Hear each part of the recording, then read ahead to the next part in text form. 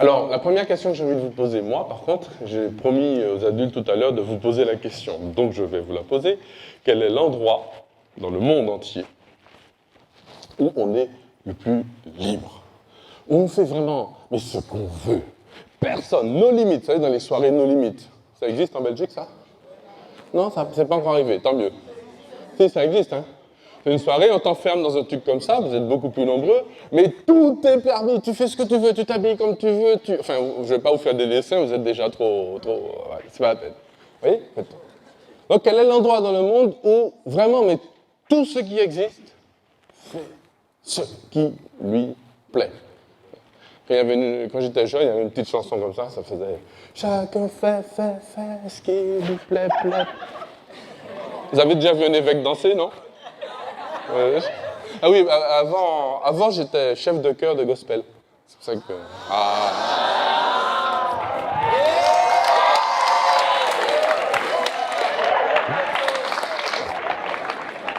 Mais ça, c'était avant. Bon. Alors, quel est l'endroit dans le monde? Il y a un endroit dans le monde, ça a un nom, où chacun fait, mais vraiment, on te lâche là-dedans, et tu peux faire ce que tu veux. Tu peux manger ce que tu veux, tu peux boire ce que tu veux, tu peux... C'est pas loin, ouais, c'est pas loin. Mais il y a des lois quand même à Las Vegas, tu vois. Il y a des lois, il y a des choses où il y a beaucoup de choses qui sont permises, mais il y a des choses qui sont interdites aussi. Tu peux pas découper un morceau de ton voisin, par exemple. Oui? Non, alors dans l'église, ah non, attends.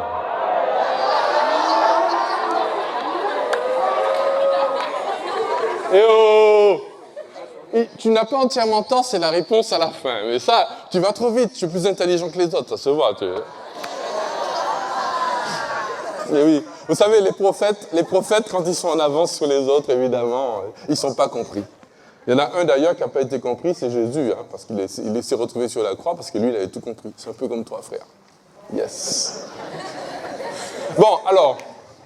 Non, il y a un autre endroit, il y a un endroit où vraiment... mais vraiment, tu peux faire ce que tu veux. Tu veux découper ton voisin en morceaux parce que tu n'as jamais essayé d'aller je sais pas moi, habiller n'importe comment à l'église, par exemple.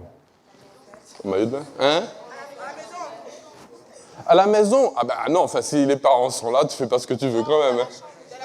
Dans ta chambre? Ah ouais, quand même, tu fais ce que tu veux? Ah là, tranquille. Mais on peut venir. Tout le monde peut venir et tout. Tu peux recevoir qui tu veux dans ta chambre et tout. Il y a quand même des lois, quoi. Il faut passer par la maison. Oui? Chez soi, si on vit seul. Mais même là, tu peux pas jouer de la trompette à 3h du matin. Hein. Alors, en enfer, non. Au contraire, parce qu'en enfer, on a l'impression, mais... Enfin, c'est pas loin de l'enfer. C'est la porte d'avant. Mais vous vous rapprochez. Mais... Non, attends, on revient sur le purgatoire. Je finis sur l'enfer. En enfer, si tu fais un truc qui ne plaît pas au démon, je te garantis que tu ne fais pas ce que tu veux, au contraire, justement, parce que là, t'es...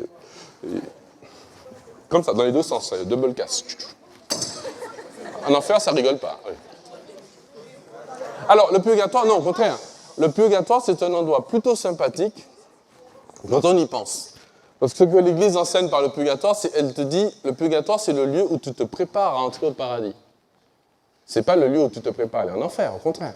Les gens qui sont au purgatoire, ils sont sûrs d'aller au ciel. Ils sont simplement en train de se purifier. Comme si tu arrives, c'est un peu chez quelqu'un, et puis tu n'es pas encore prêt pour passer à table. Tu n'es pas encore prêt, parce que je sais pas, tu t'es pas douché. Tu entends les autres en train de manger, donc tu souffres un peu, tu es pressé. Mais tu vas juste te doucher, prendre ta douche, t'habiller pour aller au repas avec les autres. C'est ça le purgatoire. L'idée, c'est les âmes qui se préparent à entrer au paradis. Il y avait une main par là. Oui? Oui, mais le paradis n'est pas dans le monde, justement. Ah oui, j'ai dit, c'est un endroit dans le monde, sur Terre, ça existe, pendant que je suis en train de parler. Oui? En boîte de nuit, non, encore une fois, tu ne peux pas découper... tu as déjà dit le chapelet en boîte de nuit? Tu as dit ton chapelet? Ah ben très bien. Et puis tu ne peux pas découper ton voisin en morceaux en boîte de nuit, si tu as envie. Non, ça existe, ça existe. Alors, je vais donner la réponse, encore deux réponses. Ah, tu t'approches. Dans le désert, c'est pas loin. Ça a un nom, vous allez voir tout de suite, oui. Bonnet bleu. Ah, c'est toi. Le nom, alors c'est pas loin, le désert c'est pas loin, ça s'appelle la jungle. Vous voyez comme quoi. C'est pour ça que je suis évêque et pas vous, c'est que je suis intelligent. C'est moi. La jungle. La jungle, c'est l'endroit dans le monde où tout le monde fait ce qu'il veut. Si tu veux découper un morceau de ton voisin, si tu veux manger ta voisine, si tu veux courir, aller dans un trou, t'habiller en string léopard, il n'y a pas de problème. Hakuna Matata. Eh oui. Le seul problème, il y a un petit problème quand même. Il y en a qui ont essayé, ils ont eu des problèmes. Le problème de la jungle, c'est que si tu rencontres quelqu'un si c'est toi la voisine qui a bouffé, c'est moins sympa que si tu es celui qui bouffe la voisine, quoi. Dans la jungle, tu as tout le temps peur. Parce que tu peux toujours rencontrer quelqu'un qui est beaucoup plus costaud que toi. Alors imaginons que tu es le plus costaud de la jungle. Moi, je suis un gros fan de Jurassic Park. Ah ouais, c'est bien. Bon. Et donc, dans Jurassic Park, vous voyez, la morale, si vous regardez toute la série, il y en a 4 pour l'instant, si vous regardez toute la série, à la fin, il y a toujours le méchant dont tout le monde a peur, le méchant dinosaure, celui qui bouffe tous les autres, et il se fait toujours bouffer à la fin par un plus gros que lui. C'est toujours ça. Hein, la fin, la dernière scène, à la fin, hein, vous avez vu le dernier, non? Vous n'avez pas vu le dernier? Jurassic World, là, lorsqu'il y a le truc qui sort, qui bouffe un gros requin et tout. Ouais. Quoi? Non, je vais pas le dire la fin. Ok. Il y a des règles quand même. Justement, on n'est pas dans la jungle. On n'est pas dans la jungle ici, il y a des règles. Il y a des choses qu'on ne dit pas, quoi. À la fin du film, ça ne se raconte pas. C'est vrai, je suis d'accord. Donc, à la fin du film, non, je ne dis pas. Et vous voyez, c'est ça le drame. Et le thème qu'on m'a demandé d'aborder avec vous, c'est intéressant, surtout pour des jeunes. Et quand on est jeune, et quand on est adulte aussi, plus on grandit, plus on se dit, mais j'ai droit à tout. L'expérience de la liberté, être libre, c'est faire ce que l'on veut, quoi. Il n'y a personne qui t'embête, je reste poli. Il n'y a personne pour te dire, de moins en moins. Plus on grandit, plus on se dit, ben, je peux faire ce que je veux. Hein, quand j'étais petit, mes copains qui a eu 8 ans, c'était son anniversaire. Et pour ses 8 ans, sa grand-mère lui a offert 150 francs. Ça existait encore des francs. Bon, non pas sa grand-mère, sa marraine. Il a eu droit à 150 francs. Et à l'époque, vous voyez le truc, comment on appelle ça aujourd'hui? Vous voyez les magnums, là? Les magnums, ça coûtait 1 franc. Ouais, on n'avait pas beaucoup d'argent non plus, hein, mais enfin, 1 franc, c'était beaucoup. Hein. 1 franc. Et ben, il a acheté 150 magnums. Jusque-là, tout va bien. Après tout, s'il reçoit tous ses copains, etc., donc la dame la vendeuse, elle lui a donné les 150 francs pour son anniversaire. À 8 ans, il arrive, il achète 150 magnums et il a bouffé tous les magnums. Sauf qu'il s'est retrouvé à l'hôpital, hein, quand même. Il a fini son anniversaire à l'hôpital, parce qu'on n'est pas fait pour ça. C'est ça, tout m'est permis. Il avait le droit. Il avait les thunes, il avait l'argent pour le faire, il pouvait le faire, il l'a fait. Il l'a fait. Donc déjà, c'est pour ça que Saint Paul dit dans un texte, qui c'est dans la Bible, tout m'est permis. C'est une super bonne nouvelle. Mes enfants, je vous regarde dans les yeux. Je suis aujourd'hui, depuis 3 mois, je suis devenu évêque. Ça fait 3 mois. Donc aujourd'hui, vous savez ce que c'est qu'un évêque? Un évêque, c'est un successeur des apôtres. C'est quelqu'un qui est, dans l'Église, chargé de vous garantir la foi que vous avez reçue dans le nom de Jésus. C'est-à-dire que vous croyez en Dieu, Dieu vous aime, on vous l'annonce, il y a l'Évangile, mais l'évêque, il a reçu ce ministère, donc en ligne directe depuis Jésus, d'être devant vous et de vous dire, au nom du Christ directement, d'une certaine façon, la foi que vous avez reçue, c'est la bonne, c'est la vraie, c'est la vérité. En tout cas, ce que l'Évangile, la bonne nouvelle qu'on a reçue de Jésus, c'est pas un truc qu'on a trouvé, qu'on a inventé il y a 100 ans, ou 150 ans, ou il y a 200 ans. Ça vient bien de Jésus-Christ. La foi que nous vous annonçons. Bien, je vous dis oui, c'est une bonne nouvelle. Tout vous est permis. C'est une moyennement bonne nouvelle. Attention, parce que c'est dangereux, le tout est permis. Parce que si tout est permis pour toi, si toi tu as le droit de faire ce que tu veux, attention, le voisin aussi a le droit de faire ce qu'il veut. Il n'y a plus de limites, nos limites. Donc chacun fait ce qui lui plaît. Et donc, c'est terrible. Allons jusqu'au bout du raisonnement. Si vous arrivez à l'école, mais vous faites ce que vous voulez, c'est-à-dire que le prof, il fait ce qu'il veut. S'il n'a pas envie, j'avais un prof comme ça en terminale, je ne sais pas comment on dit à terminale en Belgique. Hein? La réto, j'étais à réto, enfin réto version française, version martiniquaise en fait. Donc mon prof de réto en anglais, mon prof d'anglais en réto, était vraiment cool, c'était un artiste. Donc vraiment, on le kiffait grave. Il arrivait avec sa guitare, il se mettait à jouer et tout, on chantait avec lui. Bon. De toute l'année, on n'a appris qu'une seule chose, à chanter Yesterday, all my troubles seem so far away. À Yesterday, on était des pros de... Vous pouvez applaudir quand même. Oh, oh, oh. Everything that we used to pray, oh, I believe in yesterday. Le seul problème, c'est que pour passer le bac à la fin de l'année avec Yesterday, c'est pas top, franchement, pour passer ton bac. Mais on l'aimait beaucoup. Le gars, il faisait ce qu'il voulait. Il arrivait en cours, il n'avait pas envie de bosser, il parlait avec des élèves, il rigolait avec toi, il foutait rien. Alors, ça veut dire ça, c'est-à-dire que si chacun fait ce qu'il plaît, et nous, on ne pouvait rien dire, quoi. Ça faisait le gros faillot de dire « Ah, monsieur, on aimerait bien travailler un peu. » Toute la classe qui se retourne vers toi. Ok. Bon, moi je m'en fichais un peu, j'étais un scientifique, mais quand même, pour d'autres élèves, bon. Et donc, si chacun fait ce qui lui plaît, c'est une super bonne nouvelle si on le prend pour soi, mais si on le prend pour d'autres. Si on le prend pour d'autres en disant, mais si tout le monde, donc le monde n'est pas pensable, n'est pas logique, si on fait ce qui nous plaît. Mais d'un autre côté, si on te dit, mais il y a des lois, ceci tu ne dois pas faire, tu dois t'habiller comme ça, en particulier dans certaines religions. Dans certaines religions que nous avons chez nous, que vous avez chez vous, il y a une religion de la loi. Alors d'un côté, on a des chrétiens qui vous disent, finalement, on ne vous dit pas comment vous devez vous habiller, ce que vous devez manger, ce que vous ne devez pas manger. On vous dit, aimez-vous. Aimez-vous, faites le bien autour de vous. Aime ton prochain. Mais ailleurs, on va vous dire, tu t'habilles comme ça. Tu te mets un voile sur la tête, tu fais ci, tu fais ça. Et c'est beau, d'une certaine façon, on dit, mais ça a l'air pas mal finalement. Parce que si on va jusqu'à la logique de la liberté où tout le monde fait ce qui lui plaît, à un moment donné, il n'y a que le plus fort qui gagne. Dans la jungle, c'est ça, c'est la loi du plus fort. Il y a une loi dans la jungle, justement. C'est la loi du plus fort. Si effectivement tu peux faire tout ce que tu veux dans ta chambre, mais si ton frère qui est dans la chambre d'à côté, où tes parents ont besoin de dormir et que toi tu as décidé de mettre la musique à fond et de danser avec tes copines, que t'as besoin, j'en fais ce que je veux. C'est pas cool pour tes parents, mais inversement aussi. J'avais un copain comme ça, au contraire, ses parents c'était des gros fêtards, quoi. Il n'en pouvait plus, quoi. Il avait toujours une teuf à la maison, quoi. Lui, il était tranquille, il avait besoin de bosser, lui, c'était un matheux, il faisait des maths toute la journée, toute la nuit aussi, d'ailleurs. Et il avait ses parents qui étaient toujours en train de avec des copains et des copines, ils n'en pouvaient plus, quoi. C'était l'inverse, parfois c'est l'inverse. Il y a aussi des jeunes, je le raconte souvent à mes jeunes en Martinique, je leur dis, mais vous savez, quand j'étais aumônier de lycée, il y a des jeunes qui les parents leur interdisent de faire le catéchisme.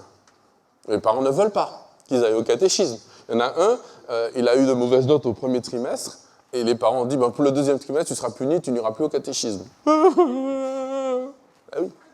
Il y en a qui doivent se battre pour avoir la foi avec leurs parents.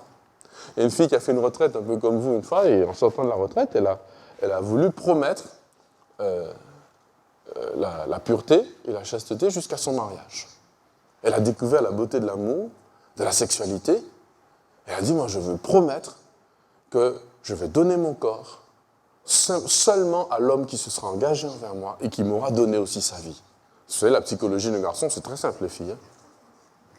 Ils t'aiment énormément, même les meilleurs. Hein. Moi, je suis un garçon, je sais de quoi je parle. Hein. Il t'aime, mais une fois qu'il a eu ce qu'il a, à un moment donné, c'est pas par méchanceté, ne venez pas me dire après, ah oui, les garçons, quel salaud. Non, c'est tout. C'est pas un salaud, c'est un garçon. Je veux dire, ça marche comme ça. Donc, non, mais c'est vrai, c'est une question de bonheur. Alors, la fille, elle avait découvert ça, elle découvre ça au cours de la retraite.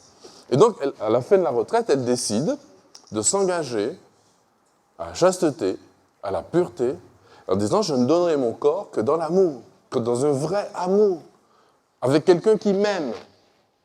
C'est trop précieux. C'est trop beau, la sexualité. C'est trop précieux. Je n'ai pas dit le zizi, j'ai dit la sexualité. Il y a une différence entre les deux. Tout ce qui est zizi n'est pas sexuel. Les animaux n'ont pas de relation sexuelle. Les animaux, ils copulent. Ils goulou-goulou.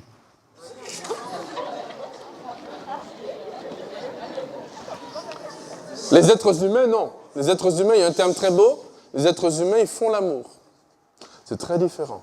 Et d'ailleurs, toutes les relations sexuelles entre un homme et une femme ne sont pas faire l'amour. Faire l'amour, c'est quelque chose de très exigeant, de très beau, qui demande une vraie maturité, un vrai don de soi. Et parfois, il y a des imitations. Il y a des imitations. On imite quelque chose. On croit que c'est ça et ce n'est pas ça et ça détruit après. Donc c'est pour ça que, vous savez, l'Église dit, en matière de sexualité, c'est très exigeant. Mais c'est très simple aussi. Donc cette fille, elle avait compris ça. Elle sort de sa retraite, elle dit, mais en fait, moi j'ai découvert que mon corps et mon cœur sont liés. Mon corps et mon cœur sont trop précieux pour que je gâche ça, comme ça un jour, en donnant, pour faire plaisir à un garçon qui sera certainement très gentil et sympathique, mais qui, quelques mois après, ou quelques semaines, voire quelques jours, et peut-être quelques heures après, va me laisser tomber comme une chaussette sale. Donc elle décide de s'engager. Et les parents, ils n'étaient pas d'accord. Ils disent, mais tu es malade, c'est une secte. C'est une secte ton truc. Et la fille, elle était libre. Elle était libre de faire ce qu'elle veut, et les parents sont opposés. Ils ont dit, non, pas question, tu t'engages pas à la pureté. Bon, voilà, ça existe aussi. Mais tant mieux, moi, je préfère ça que l'inverse, où il y a la maman qui te dit « Attention, les garçons, les filles, gna gna gna gna. » Ok, maman, mais enfin, quand on est face à un joli garçon, une jolie fille, les préceptes de mamie et de grand-mère, tu sais, là, parce que la fille est jolie.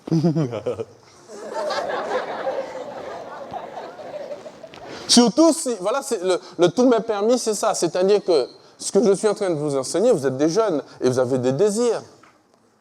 Des désirs aussi. Il y a le monde qui vous parle.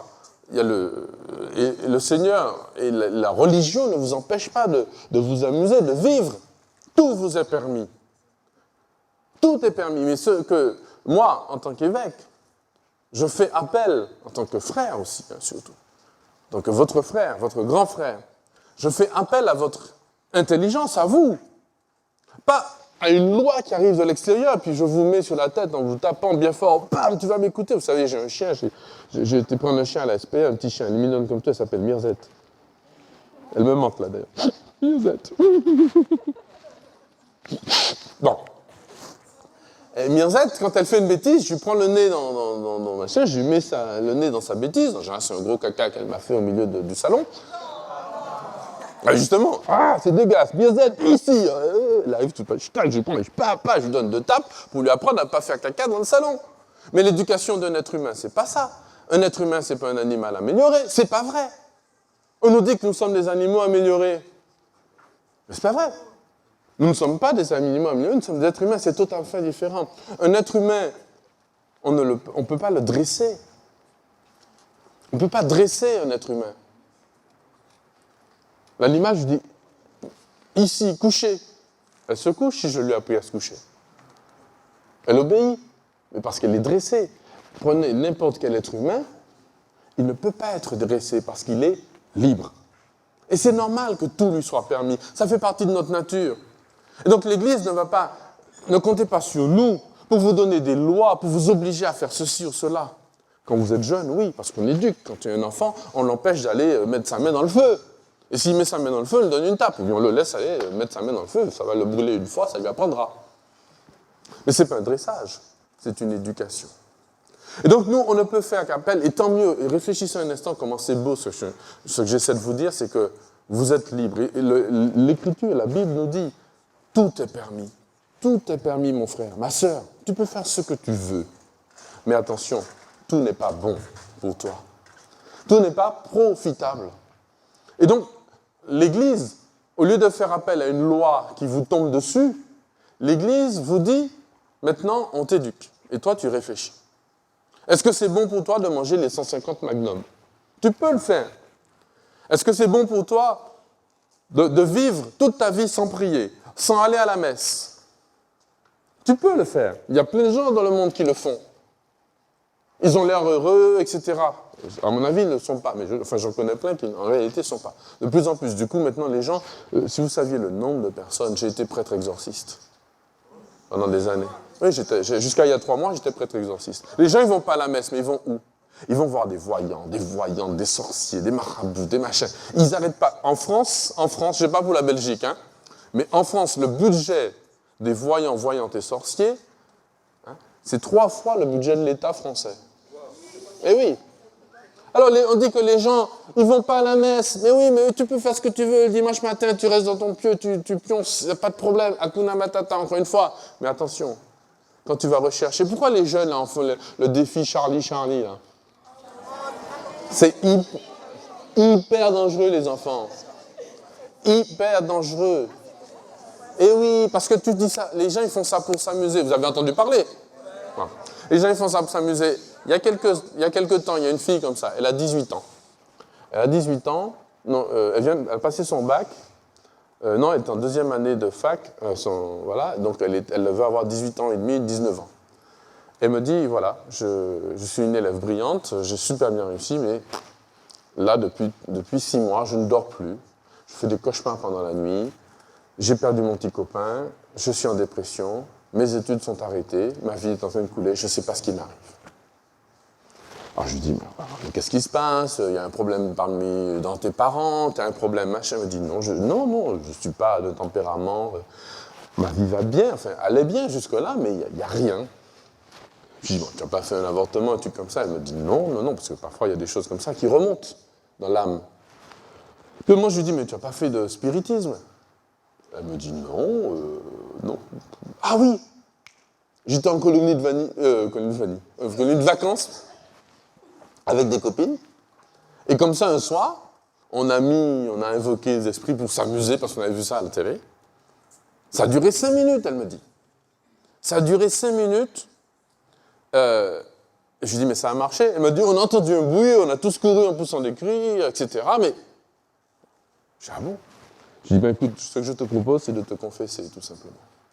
Tu te confesses de ça parce que c'est un acte qui est adultère par rapport à Dieu. C'est comme si tu fréquentes quelqu'un et puis tu vas faire un bisou avec un autre garçon, avec une autre fille. Ah, c'est un adultère, c'est pas beau. C'est une trahison. Non seulement c'est une trahison, mais en plus, l'autre, il te laisse des microbes, quoi. Et le démon, il laisse des microbes. Et donc, je lui dis, ben écoute, on va faire ça. Je vous promets, la fille, ça fait 6 mois qu'elle avait psychologue, médicaments, machin, tout. Une petite confession. Une confessionnette. Une confessionnette, c'est une petite confession mignonne. Hein, c'est une confessionnette, une toute petite confession. Elle s'est agenouillée, elle était là. Hein, ça se passe il y a quelques mois. Elle s'est confessée. Elle a simplement dit dans sa confession, ben ça faisait longtemps, ça faisait 2 ans qu'elle n'était pas confessée, mais elle s'est confessée de ça. Un truc qu'elle avait oublié. Je vous promets, ses cauchemars ont arrêté la nuit même. Ses désirs de mort, elle commençait à se scarifier, etc. Ça s'est arrêté tout de suite. Pourquoi? Parce que tout m'est permis, mais tout ne m'est pas profitable. Et voyez, dans la foi chrétienne, je vais finir là, puis je vais vous laisser poser des questions. Dans la foi des chrétiens, on pourrait vous dire, voilà, ça c'est bien, ça c'est mal, tu fais ci, tu fais ça, si tu fais ci, tu es sauvé, si tu fais pas ci, tu n'es pas sauvé, etc., etc. On va vous dire, vos parents vont vous dire, mais au fur et à mesure que vous allez grandir dans la foi chrétienne, vous allez découvrir par vous-même tout ce que Jésus enseigne. Et nous, là, ce qui va nous rendre fiers, c'est pas que vous obéissiez à une loi qui est écrite, on va écrire tout ce qu'il faut faire et pas faire, puis vous allez regarder, ah ça j'ai droit, ça j'ai pas droit, ça j'ai droit, comme dans un régime. Oui, j'ai un petit régime ces jours-ci. Là vous faites, ah non, mais t'en as pas besoin, je reprends. Là j'ai un petit régime ces jours-ci. Ah ben merci, du coup, chocolat s'il vous plaît. Bon. Mais quand tu as un régime, tu suis ce qu'on te dit. Quand tu sors de chez le médecin, on t'a dit tu prendras tel médicament, si tu veux te soigner, c'est comme ci, c'est pas comme ça. Ne comptez pas sur nous dans l'Église catholique et ne le faites jamais quand vous serez parents pour dire c'est comme ci, c'est comme ça. Si, quand vous éduquez, vous essayez, vous voulez le meilleur pour vos enfants, c'est normal que vos parents disent ça. Mais en même temps, ce qui va nous rendre fiers, ce que Dieu veut, ce que je veux, ce que Dieu veut surtout, c'est le plus important, c'est que librement, vous choisissez ce qui est bon pour vous et que ça vous mène au plus grand bonheur. Comme dit la chanson, je vous souhaite tout le bonheur du monde. Mais ce bonheur, nous savons que c'est Dieu qui le veut pour vous.